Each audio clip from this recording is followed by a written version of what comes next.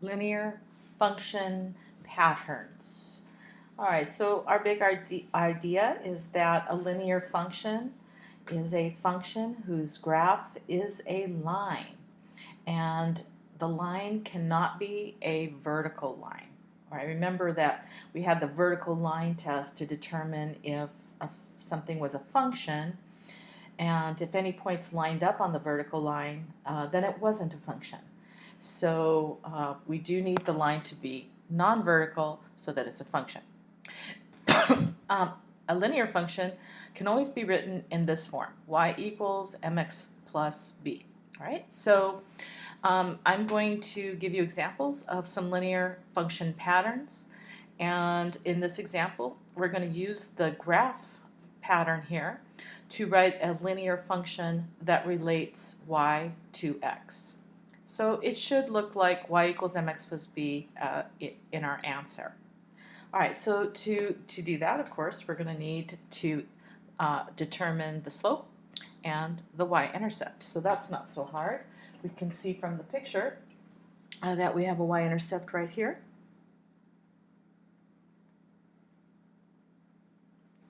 Okay, so that means the b is -3.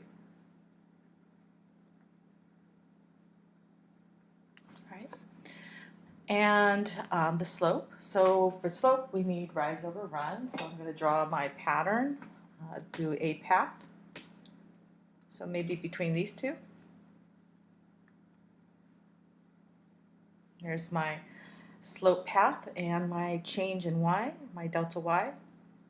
So I'm going up 1, 2, 3. And my change in x, delta x, is going to the right 2. And so my slope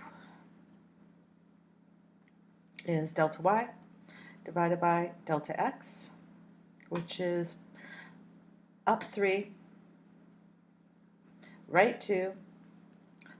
Up and right are both positive numbers, and so that gives us, right 2, a positive slope of 3/2. Okay, so now we have our slope, we have our y-intercept, and now we just put it into the form y equals mx plus b. And so our linear function equation, which models these 3-point pattern, is y equals 3/2 x plus -3. And that should be simplified. Plus negative, same as minus, so finally y equals 3/2 x minus 3. All right, so that's using a graph. In the second example, we're going to use the table to write a linear function that relates y to x. So here is our table pattern. And so again, I'm going to need to know the y-intercept, if possible, if the table gives that to me. And it does, because my y-intercept occurs when x is 0. So right here, we have the y-intercept is equal to 3. All right, and then I also need to know my slope. So slope is change in x and change in y. We're going to make a ratio of those two values.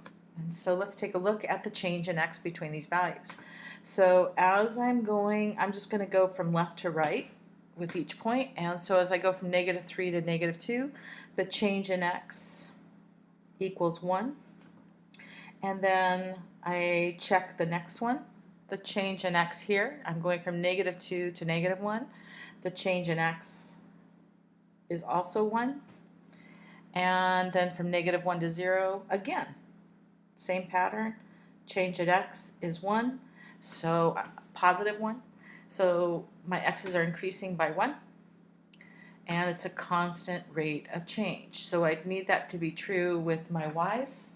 So let me do that in blue. Let me just write change in y here, and then we can write what the change is. So as I go from 9 to 7, remember, a change, you're relating two values. So from 9 to 7, I'm going down 2. That's a negative rate of change. So that would be equal to -2, my delta y. All right, what about if I go from 7 to 5? Do I have the same rate of change? That rate of change is also -2. Then as I go from 5 to 3, you can see that's going down by 2 units, so that's a negative rate of change of by 2. All right, so now we write our slope is delta y divided by delta x. Okay, so that's m. And delta y is -2. And my delta x is 1 each time. And so my slope is -2/1, which reduces to -2. Okay, so again, we start with our linear function pattern, which is y equals mx plus b.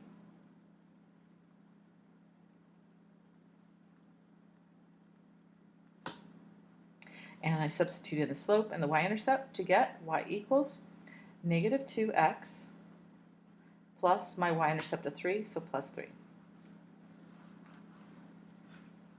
All right, that's how you do it with the table.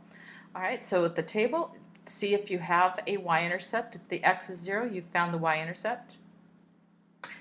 If you're looking for the slope, you make sure that you have a rate of change which is constant. So I have between these 2 points, so from -3, 9 to the point -2, 7, I have a rate of change of -2/1, delta y over delta x. And that stays the same for each pair of points that I pick. The rate of change, delta y over delta x, is the same, -2/1, never changes. Okay? All right, so in our third example, we're going to just try to completely analyze this. We're given a table of values, and the top line is the hours. Oh, I couldn't read my own writing. This is the hours spent kayaking, which I love to do. I hope you all get a chance to do kayaking at some point in your life. It's a lot of fun. Hours spent kayaking, that's the x. So this is going to be our domain in the top section. In the bottom, we can see it's going to be the y values, and this is how many calories you burn after that many hours of kayaking. So we have an input of 2, so 2 hours spent kayaking, you burn 600 calories. 4 hours spent kayaking, you burn 1,200 calories, etc. So they do ask us to graph the data. Okay, so let's start with that. And I can see all the values are positive, so we're staying in quadrant 1. Okay. So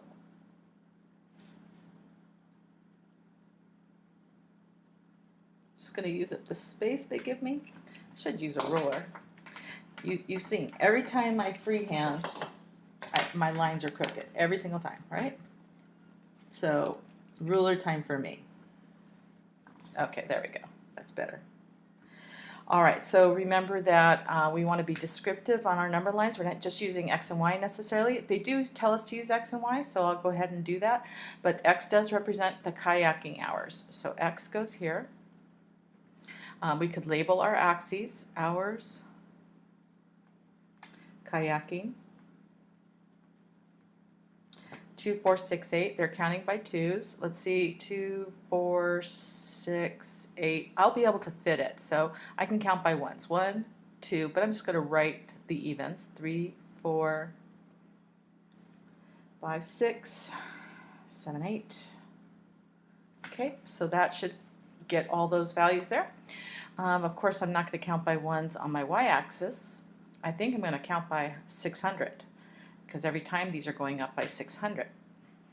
Okay, so I'll put a little space between my intervals, so that'll be my first 600, second 600, 1200, then is 1800, and then 2400. All right, so you want to set up your intervals. And what does this axis represent? The calories burned. So I'll try and fit that in. Just going to turn this.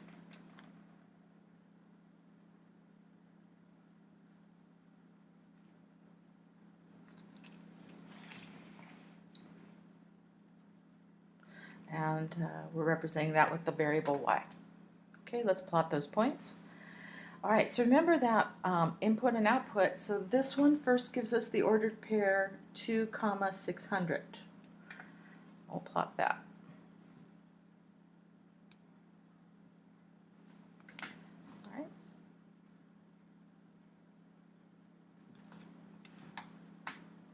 And then the next ordered pair, x, y, 4, 1200.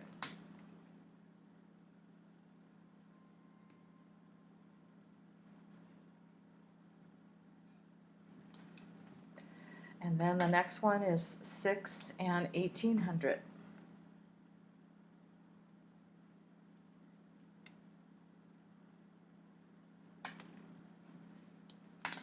And then finally, we have 8 and 2400.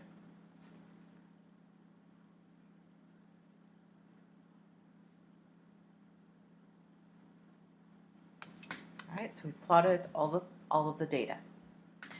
All right, part B asks, is the domain continuous or discrete? Well, to answer that question, we have to know, should we be connecting these points? Could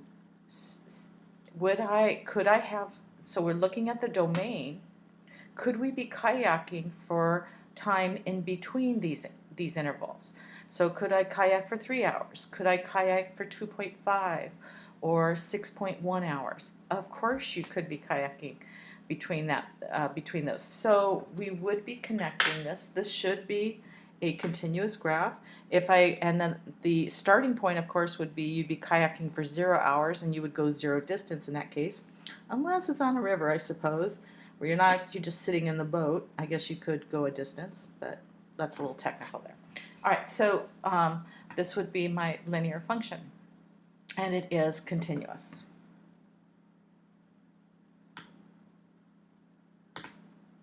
Continue, O-U-S, O-U-S, there we go, continuous. We can kayak for portions or fractions of an hour. For portions of time, right? Fractions or portions of time. All right, part C. It says write a linear function to relate y to x. So I need two things. Of course, remember, that would look like, that would be y equals mx plus b form to be a function. And so I need my slope and my y-intercept. So where does this graph cross the y-axis? And we can see that for 0 time, even though that's not in the table, at 0, this line would cross the y-axis at 0, or at the origin. So b would be 0, and your slope, well, rise over run, right? Okay, be careful, don't go 1, 2, your rise is not 2. Your rise, so if I go between these 2 points, your rise is 600. Okay, so rise over run, change in y, divided by change in x. Okay, so think about that path. All right, so let me just do these 2 paths. Okay, so if you draw that right triangle, here's my path. All right, going up, this is from 600 to 1200 is positive 600. Going to the right is a positive number, and how much am I going to the right? I'm going from 2 to 4, so that's a total of 2 is my delta x. And so now let's write our slope, delta y over delta x. 600 over 2. And so our slope is 300. And now let's write our linear equation. Y equals 300x plus 0. So I just leave that off. Okay. How many calories are burned in 4.5 hours? Well, 4.5 hours. So if I take, let me take a green pen. All right, so where's 4.5 on my graph? Here is, right in between 4 and 6, I have 5, and so 4.5 would be right halfway between that. So that's 4.5. Okay, so where is that on the graph? I could go up. It's about here. And then I look across and I can kind of see what the calorie is. Let me kind of connect that up. All right, so 4.5 hours, go up and then look across, and I could see it's between 1200 and 1800. And halfway between that is 1500's here. So maybe it's somewhere halfway between 1200 and 1500. So what is that? 1350? Okay, so that's my guess. We could show for sure by using the formula we now have, all right, which relates our inputs to our outputs. So that's what we're going to do. I'm going to take y equals 300x,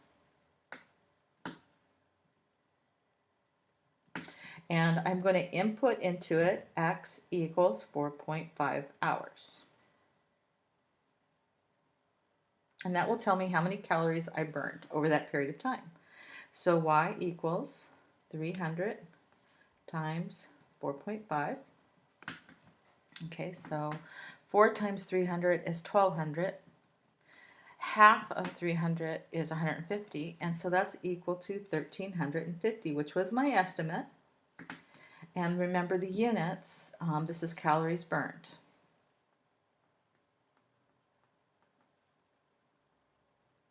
Word problems, you do want to include any units that are discussed.